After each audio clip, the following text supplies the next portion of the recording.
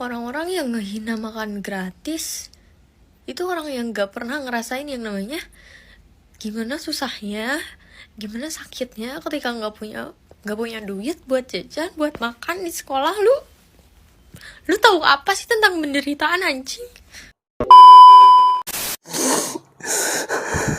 Makan gratis itu bagus,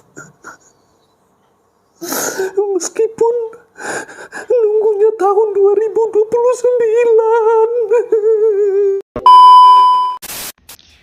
Gue mau coba buka suara tentang orang-orang yang bener-bener mengkritik tentang makan gratis.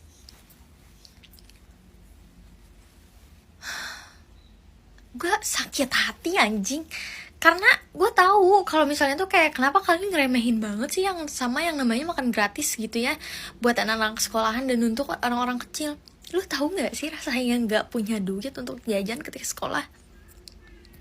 Lu tahu nggak sih rasanya ketika kita sekolah, waktu istirahat ya, pura-pura tidur, pura-pura belajar.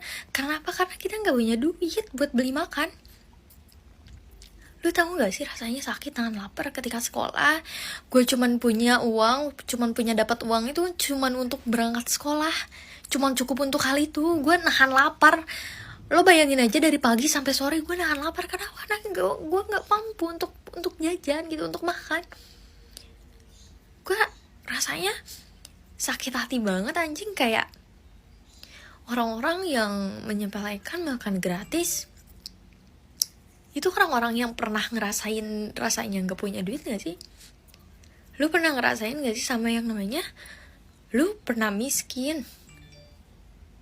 Lu pernah gak sih ngerasain rasanya ketika lu memaksakan untuk belajar, untuk pendidikan gitu, lanjut pendidikan walaupun lu gak punya duit. Yang penting kayak lu berangkat dulu ke sekolah belajar, untuk masalah makan, untuk masalah istirahat, jajan itu belakangan gitu.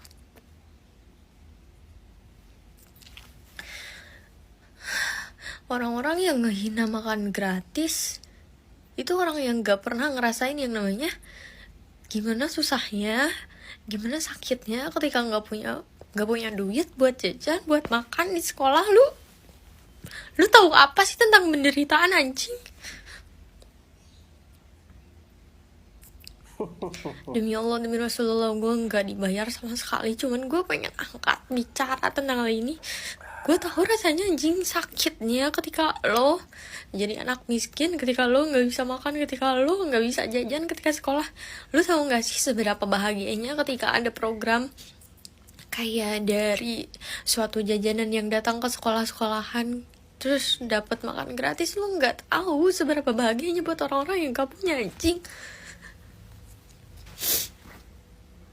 Gue yang pernah ngerasain hal itu, walaupun gue sekarang udah alhamdulillah banget, sekarang Allah udah memutarkan kehidupan gue, cuman gue tahu banget sakitnya, anjing. Makanya gue ngerasa sakit hati banget. Ada ya orang yang mengkritik makan gratis dan juga kayak lu tuh bener-bener anggap remeh hal itu, karena lu tuh nggak pernah ngerasain yang rasanya jadi nol itu kayak gimana. Lu nggak pernah ngerasain jadi orang miskin itu kayak gimana. Lu anak yang berkecukupan, dari orang tua yang berkecukupan, yang ketika sekolah lu selalu mendapatkan uang bekal yang sangat cukup. Lu nggak pantas ngeritik hal itu.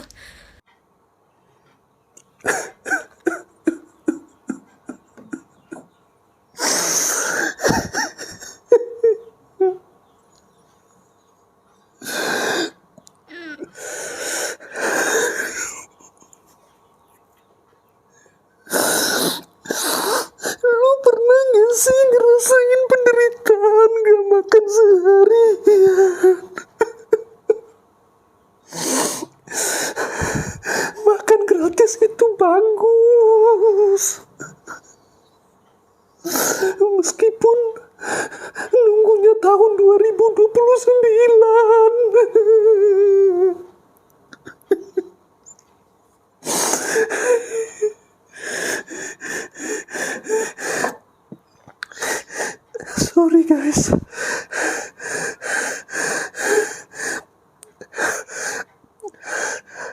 Oke, kita langsung saksikan ya komentar berikutnya dari netizen guys ya.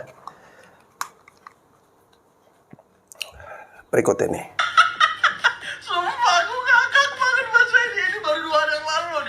Udah, nikmatin aja. Kalian sendiri yang memelihara orang-orang yang kayak gini kan, orang-orang yang gak mikir ini kan. Kalian juga memanfaatkan orang-orang yang gak mikir ini kan. Makan siang gratis sudah jelas, tertulis dalam visi misinya. Itu 100% tercapai pada tahun 2009. Tapi kok gak pernah diungkapkan oleh presidenmu gitu loh. Presiden, udah lantik ya? Oh belum. Calon presidenmu itu yang Bang Kevin pilih, Bang Kevin dukung, dan ketua partai itu nggak pernah ngungkapin kalau makan siang gratis bagi seluruh anak-anak di Indonesia itu akan tercapai 100% pada tahun 2009. Dia cuma bilang makan siang gratis kepada seluruh anak-anak sekolah. Itu aja yang dia bilang. Ada nggak dia bilang kalau 100% bakalan tercapai pada tahun 2029?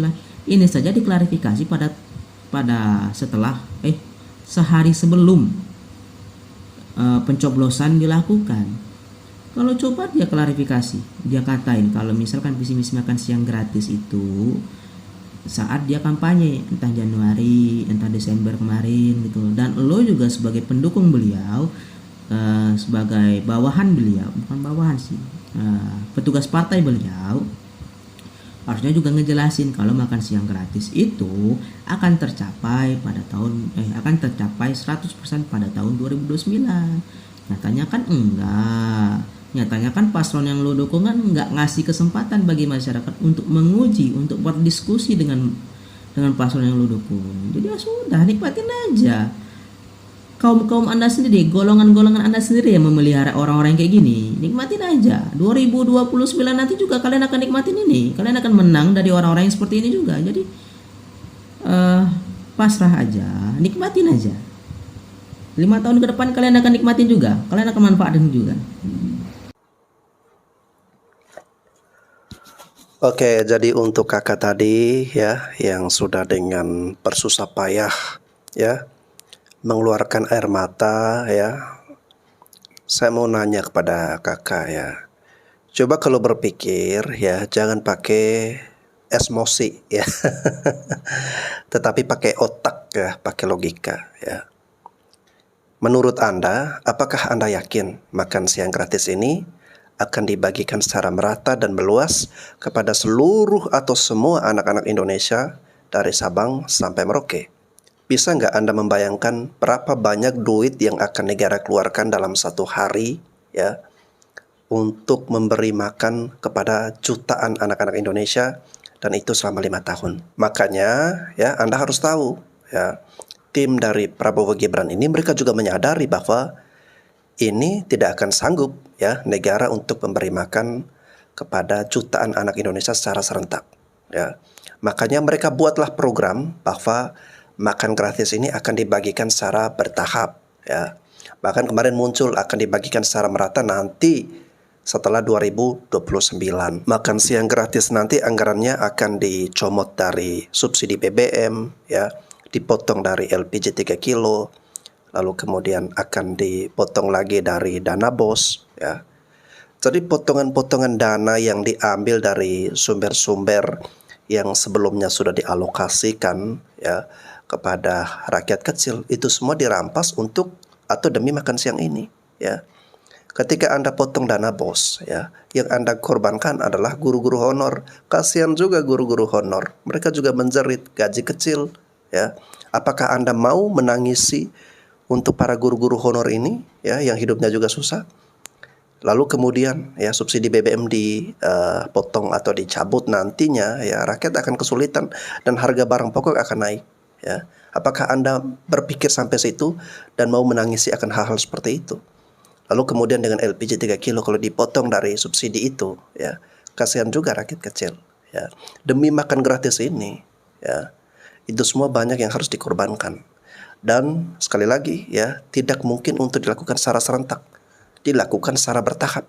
Sedangkan kita tahu makan ini ya tidak bisa kita nunggu. Kalau soal perut, soal makan itu tidak bisa ditunda-tunda ya. Hari ini makan ya makan Ya. Nggak bisa Anda makan hari ini, nanti sebulan lagi Anda baru makan ya, atau setahun lagi Anda baru makan ya, antri ya, giliran ya. Bisa mati itu. Jadi Anda harus berpikir ya, dari segi anggaran dari mana ya. Emang ini duit Martini? Emang ini duit dari duit ini emang dari daun ya, langsung atau bisa dipetik aja ya, udah bisa tuh digunakan ya. Duit dari mana, anggaran dari mana? Anda harus berpikir sampai di situ juga, sehingga Anda tidak sia-sia mengeluarkan air mata Anda ya dalam menyikapi suatu kebijakan atau persoalan politik ya. Kita harus melihat secara rasional guys ya. Jangan pakai osmosis ya, yang ada nantinya Anda terlihat, mohon maaf ya, seperti orang bodoh. Masnya kan termasuk golongan tua ya. Saya golongan 90 yang merasakan betapa program pendidikan gratis itu mengubah nasib dan hidup saya. Saya adalah penerima manfaat dari program Dana BOS, Bantuan Operasional Sekolah, di eranya Pak SBY. SMP dan SMA saya gratis, bukan karena saya pintar, tapi karena saya miskin. Saya juga penerima dana BLT yang setiap bulannya ngantri di kelurahan untuk dapat uang 300.000, bahkan saya juga penerima beras raskin. So, kenapa pendidikan gratis itu mengubah hidup saya? Hari ini saya sudah bekerja di salah satu institusi pemerintah, lembaga negara, sebagai senior political analyst, dan saya bisa bersekolah hingga jenjang sarjana yang kebetulan saya bayar sendiri, karena waktu itu saya gagal untuk mendapatkan beasiswa di bidik misi dan saya tidak mampu untuk bisa beli formulir mengikuti tes mandiri. Bahkan saya nggak punya uang untuk beli ininya doang, formulirnya. Ijazah SMP dan SMA saya ditahan sampai saya bisa melunasinya setelah saya bekerja. Dan hari ini tepat 10 tahun saya bekerja di politik, saya sudah bisa traveling ke 15 negara, bertemu dengan orang-orang inspiratif penting, mendapatkan beasiswa dari negara lain full di kampus 20 besar dunia, tapi saya tolak. Dan akhirnya saya bisa mendapatkan juga kesempatan fellowship dibiayai penuh oleh pemerintah Amerika Serikat ke Boston. Dan itu karena saya adalah produk dari kebijakan pendidikan gratis. Kalau masih berpikir bahwa itu tidak bisa mengubah nasib orang dengan pendidikan gratis, ya mohon maaf, mungkin saya ingin mengajak teman-teman lainnya untuk melihat bahwa pendidikan gratis ini berhak untuk didapatkan oleh semua anak Indonesia, oleh 4,1 juta anak putus sekolah. Mereka berhak untuk mendapatkan akses pendidikan gratis. Mereka berhak untuk bisa menikmati kehidupan yang setara, yang berkeadilan, di mana mereka bisa mendapatkan manfaat-manfaat dari program-program pemerintah yang baik. So, kalau masih berpikir seperti itu, ya saya nggak tahu ya. Saya buktinya. Mungkin masnya mau diajak diskusi, nanti saya kasih tahu lebih lanjut. Seberapa besar efek dan impact dari sekolah gratis bisa mengubah hidup dan nasib saya. And by the way, saya juga kesusahan makan, tapi orang tua saya selalu bilang, kamu harus sekolah. Dan alhamdulillah sekolah SMP dan SMA saya adalah sekolah terbaik yang ada di wilayah saya. So saya bisa mendapatkan pendidikan berkualitas. Dan itu harus didapatkan oleh semua anak Indonesia, bukan cuma saya. Thank you. Nah guys, kalau seperti ini saya setuju ya. Artinya yang harus diprioritaskan itu ya, kalau kita mau bandingkan dengan makan gratis, sebaiknya diadakan pendidikan gratis ya. Namun ya, kalau misalnya presiden yang terpilih nanti adalah presiden yang lebih mengutamakan makan daripada pendidikan ya, maka kesempatan kita untuk maksud saya kesempatan bagi orang-orang yang kurang mampu, orang-orang miskin ya, yang bermimpi anaknya harus jadi sarjana, terpaksa harus menguburkan mimpinya dalam-dalam ya. Karena ada capres yang kemarin mengusung satu keluarga miskin, satu sarjana ya, mengutamakan pendidikan gratis, tetapi malah tidak terpilih ya, karena mayoritas lebih merasa bahwa makan gratis lebih penting daripada pendidikan gratis. Mau pemilu diputar 1000 kali pun, yang menang tetap bakal Prabowo Subianto. Karena kecurangan itu tidak terjadi pada hari H pencoblosan, tapi kecurangan itu dihasilkan dari jauh-jauh hari sebelum pencoblosan itu sendiri. Hasil suara pemilu tahun 2024 itu valid, tidak curang pada hari H, tapi kecurangannya adalah terjadi sebelum hari H. Jadi output kecurangan itu adalah hasil suara hari ini. Jadi mau diputar 1000 kali pun, ia yang bakal menang tetap proporsionalnya seperti itu. Kenapa? Karena semua unsur-unsur governance yang digerakkan pada prinsip imbalance power, artinya orang-orang yang punya kekuasaan lebih mendorong orang-orang dengan kekuasaan yang lebih lemah untuk memilih salah satu capres, entah dengan cara yang persuasif seperti bansos misalnya, atau dengan cara-cara yang ekspansif seperti dipaksa dan seterusnya, itu terjadi jauh-jauh hari sebelum pilpres. Jadi mau diputar 1000 kali pun, ia bakal yang menang Prabowo. Karena validasi hasilnya atau kecurangannya itu bukan pada pencoblosan hari H, tapi jauh-jauh hari sebelum itu yang udah dijelasin berkali-kali di banyak platform, di banyak berita, bahkan yang terakhir di Dirty Vote itu sendiri. Terus banyak yang ngomong ya selisihnya kan jauh banget gitu loh. Kenapa ini dipermasalahkan? Atau dulu tuh nggak apa-apa karena selisihnya kecil, jadi pantas dong dituntut ke Mahkamah Konstitusi. Ini tuh selisihnya besar banget. Kalau aku flip argumen ini, justru karena selisihnya besar, seharusnya pembuktian terstruktur, sistematif, dan masifnya juga semakin besar. Kenapa? Karena kalau suaranya terlampau jauh, kalau kita melihat pada sebelum ada Wapres ini, sebelum ada Wapres, suara Prabowo dan suara Ganjar itu sangat mirip lah. Mereka sangat berdekatan suaranya. 27%, 25% di sekitaran situ. Tapi setelah adanya si Wapres ini, Prabowo naik melejit 2 kali lipat. Jadi kalau dalam pembuktian terstruktur, sistematif, dan masif, ini menjadi sesuatu yang janggal misalnya. Kenapa pelejitannya secepat itu? Apakah ada unsur TSM di dalamnya dan seterusnya. Tapi lagi-lagi ini adalah hipotesis. Pembuktiannya bukan gue yang membuktikan, tapi udah banyak yang membuktikan itu dalam banyak kesempatan. Tapi karena kalian tidak mau literasi dan tidak mau berusaha untuk mencari tahu, atau bahkan sudah dikasih tahu tapi tidak mau menerima berita itu, ya itu akan menjadi perdebatan yang kosong bagi kita semua. Jadi anyways, itu sih menurut gue. Gila ya, 01 sama 03 ini nggak ada habis-habisnya gitu ya, jadi masalah sama 02 nggak ada capek-capeknya gitu ya.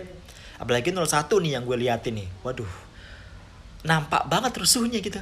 Lo kenapa sih? Lo nggak capek gitu ya? Lo nggak capek, nggak lelah gitu? Lo nggak ada cara yang lain gitu untuk berkampanye itu, untuk mempromosikan diri selain menjatuhkan orang gitu? Lo nggak ada cara lain gitu? Setelah peluru lo habis, senjata lo habis, kata-kata lo habis, cara lo habis buat ngelawan 02, lo sekarang lagi ini nih, mengkorek-korek masa lalu Pak Prabowo. Lo korek lagi, lo angkat lagi, lo sebar-sebarin lagi. Mas Gibran juga lo gituin, Pak Jokowi pun lo gituin. Gila. Terus lo berharap gitu, setelah lo keluarin ini semua, pendukung 02 bakal pindah ke 01 gitu atau 03, terutama 01 gitu. Jangan berharap ya, jangan ngimpi lo. Jangan suka maksain, gue bilang apa sih? Jangan suka maksain, jangan suka ngotot, jangan suka ngeyel. Kan udah dibilangin, kalau memang niat 01 itu baik, pasti akan jadi. Asalkan niatnya jadi pemimpin itu gak untuk bayar hutang. Ngerti gak lo, Lo tenang aja, santuy. Buset, ini tapi pendukungnya tuh gak mau santuy gitu loh. Nyari terus, kita jatuhin Pak Prabowo, kita jatuhin biar pendukungnya sadar. Lu yang sadar. Gue mah nggak ngaruh, tetap 02. Gue mah sampai kapanpun, mau lu sampai juling mata lu, sampai lu doer bibir lu ngejelasin, gue nggak mau tahu, tetap 02 gitu loh. Ya. Yeah. Gue juga ngejelasin, tapi gue nggak pernah maksa lu untuk dukung 02, kagak. Cuman cara lu itu tolong lebih baik lagi, lebih bagus lagi. Silakan lu berkampanye, monggo. Tapi jangan cuman bisa nyinyirin orang, nyari kesalahan orang, lo bikin senjata, ya. Lo cara yang lain kan bisa. Buset, 01, nggak pernah capek lo ya. Lo harus inget ya, semua orang itu pernah punya masa lalu, ya. Nggak 02, nggak 03, nggak 01, semua itu juga bukan orang yang suci-suci amat, apalagi 01 tuh. Lo jangan pura-pura budek, jangan pura-pura bolos, jangan pura-pura buta, gitu loh. Pak Prabowo juga memang punya kesalahan gitu loh. Pernah mengakui itu kan. Nggak perlu lo terang-terangin lagi, kan udah ngaku. Tetapi yang namanya prajurit, yang namanya seorang pasukan pasti ada yang namanya bos besar, atasan besar. Kita tuh pasti tahu itu. Nggak perlu, kan lu juga udah paham tentang prajurit-prajurit Indonesia. Kita tahu bagaimana sumpah mereka, tanggung jawab mereka, ya, resiko mereka yang harus mereka ambil. Kita nggak ada yang tahu alasannya apa. Jadi jangan merasa paling pinter. Semua orang tuh berhak untuk berubah, berhak untuk menjadi yang lebih baik. Itu mereka semua berhak. Jadi kita juga bukan Tuhan gitu loh. Oh, bener-bener ya. Rusuh lo memang. Gak habis-habis tuh lo bikin masalah lo. Kesel banget. Gue pikir setelah gue gak bikin TikTok berapa hari ini adem gitu. Ternyata memang gak bisa berubah nih pola pikir mereka. Dungu. Mosik gue. Makin kesini makin luar biasa para pendukungnya Pak Prabowo. Jadi kalian kalau nggak suka Pak Prabowo itu jadi presiden, angkat kaki dari Indonesia, bawa koper kalian sana. Malah sampai ada yang bilang begini, bentar lagi Pak Prabowo itu mau dilantik. Bagi kalian yang nggak senang dengan Pak Prabowo, silakan angkat kaki dari Indonesia, bawa kopermu. Kak, Dek, Bang, ya, dan lain-lain sesepuh yang saya hormati.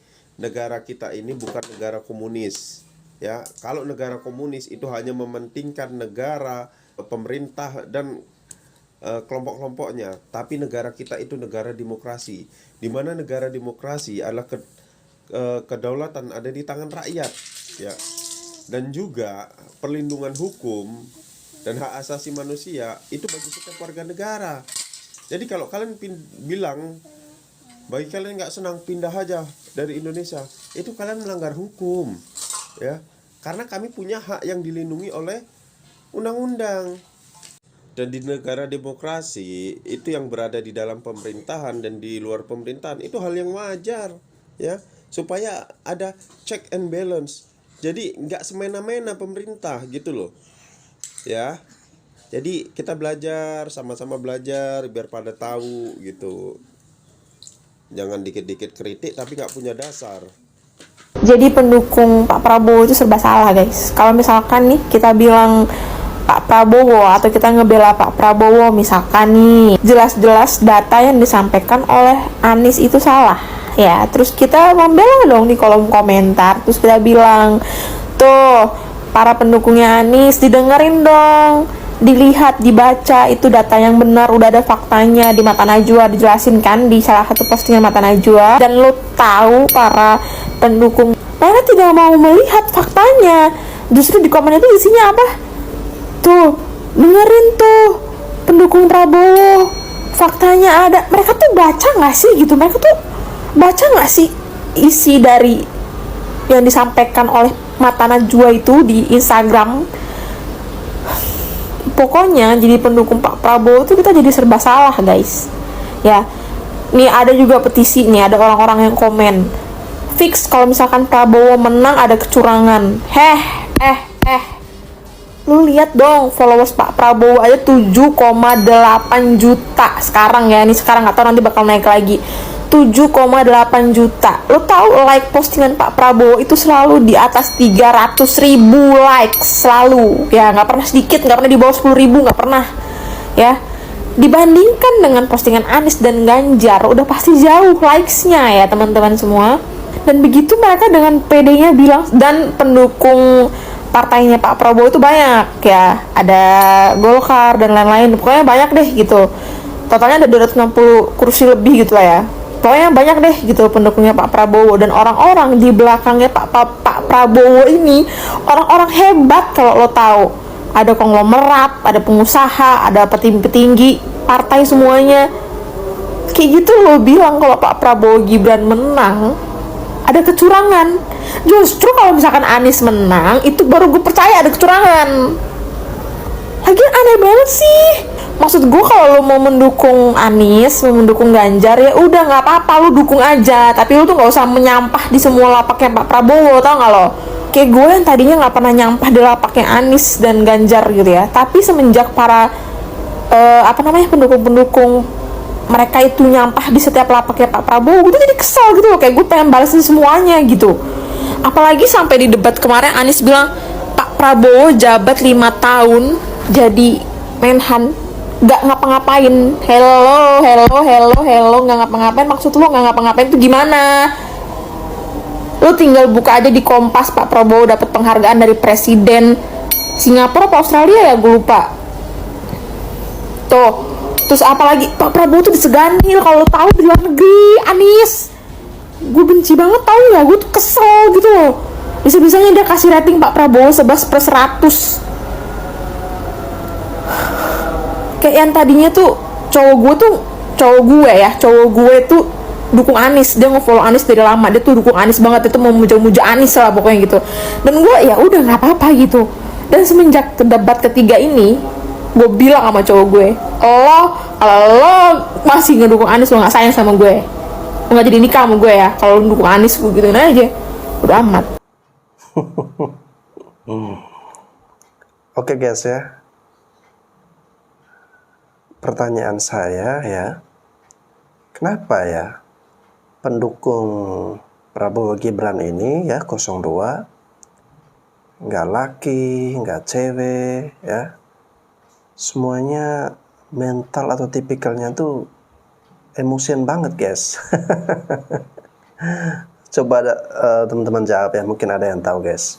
Oke gas, tambah 2 torang gas. Nah, yang bergoyang di samping Prabowo itu dengan gembiranya gitu ya kan, lupa semua masalah, apakah masalah keluarga, masalah dengan suami, atau masalah-masalah yang menimpa dia lah gitu. Itu namanya Ria Ricis.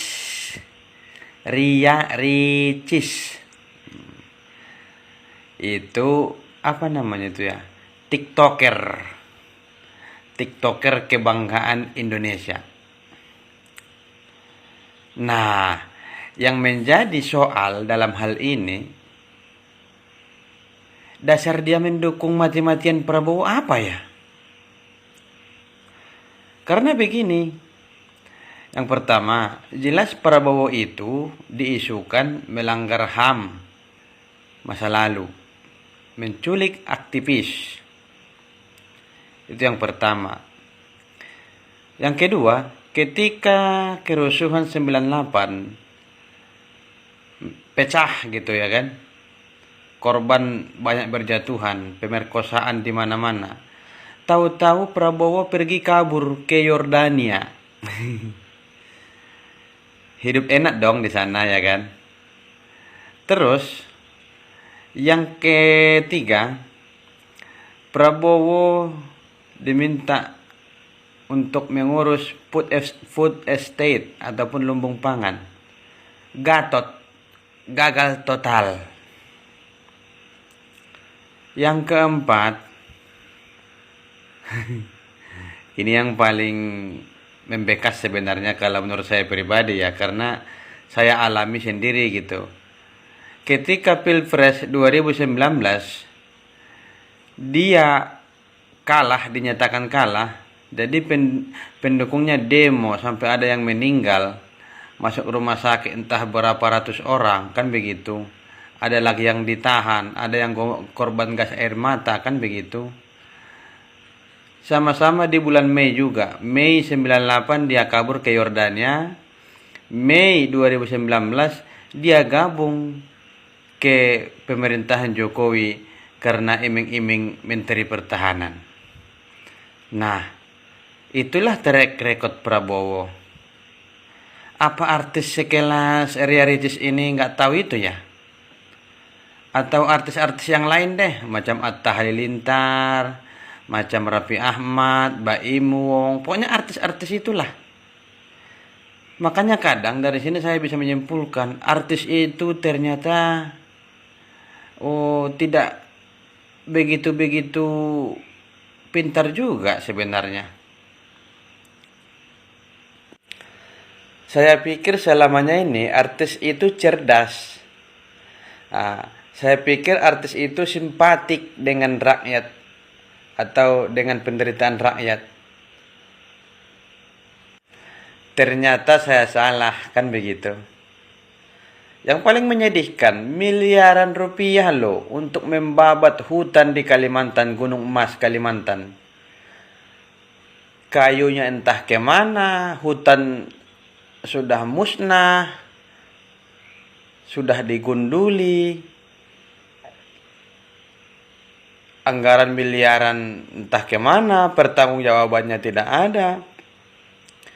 Sampai sekarang singkong nggak tumbuh-tumbuh gitu, malah tumbuh jagung kabarnya. Itu pun di dalam polybag gitu loh. Dan ini artis ini apa sih dasarnya untuk memilih Prabowo ini? Terutama si Ria Ricis. Jawab dong TikTok saya ini. Jawab ya, Ria Ricis. Ya. Cerdas dong sikit Ria Ricis, ya. Saya tidak suka sebenarnya kamu goyang-goyang di situ sementara penderitaan rakyat semakin parah begitu loh. Itu maksud saya. Itu intinya sebenarnya. Untuk Ria Ricis ini. Halo kawan-kawanku semua. Para pendukung 02 selalu teriak 58%. Mereka selalu mengaku bahwa suara mereka itu di angka 58% berdasarkan hasil survei. Oke, mari kita lihat video ini. Februari dengan 512 responden, kita akan langsung tampilkan data dari hasil jajak pendapat ini. Pertanyaan pertamanya adalah mayoritas responden, saudara, ternyata yakin kalau 62,2% setuju penggunaan hak angket kecurangan Pilpres. Ini adalah datanya. Pertanyaannya adalah bahwa penggunaan hak angket soal kecurangan Pilpres dari 512 responden, 62,2%-nya setuju, sementara 33%-nya tidak setuju. 4,8% menjawab tidak tahu.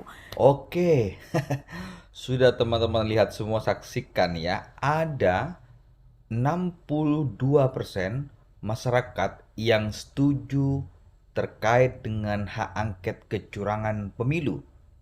Padahal kita tahu bahwa semua pendukung Pak Prabowo itu tidak setuju terkait dengan hak angket. Sesuai dengan partai politiknya juga yang tidak mau terkait hak angket. Lalu kenapa kemudian jumlahnya bisa 62% yang setuju terkait dengan penggunaan hak angket kecurangan pemilu? Kenapa jadi 62% yang setuju? Lalu yang 58% itu suara apa? Jangan-jangan 58% itu ya memang tidak ada. Tidak ada.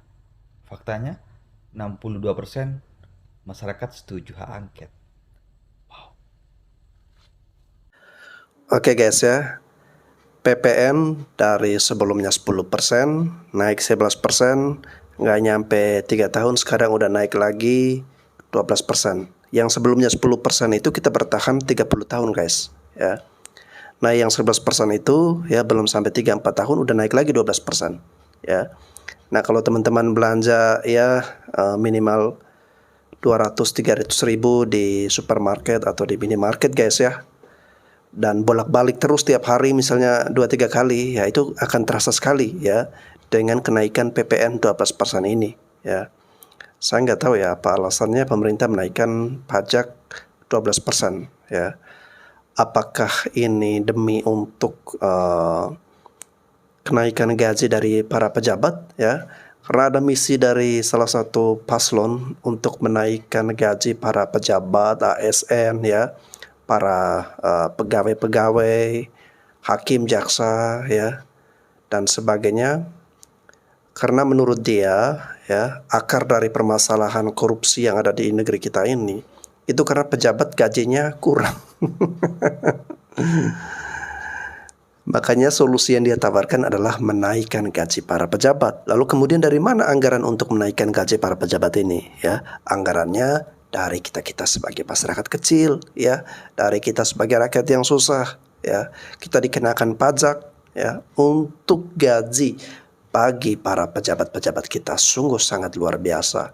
Inilah negeri yang kita impikan bersama. Saya Bastian Sebo, sampai jumpa lagi.